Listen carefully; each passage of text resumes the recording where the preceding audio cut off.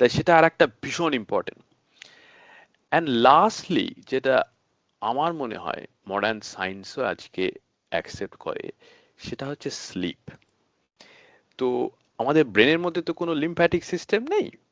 তো যখন মানুষ ডিপ স্লিপে যায় তখন ওই নিউরনাল একটা শ্রিঙ্কেজ হয়, মানে নার্ভ সেলগুলো নিজেদের মধ্যেই শ্রিঙ্ক করে নিজেদের সেলের আশপাশে একটু জায়গা তৈরি করে, এবং সেইখানে তাদের যত মেটাবোলাইটস টক্সিনস গুলো আস্তে আস্তে রিলিজ করে।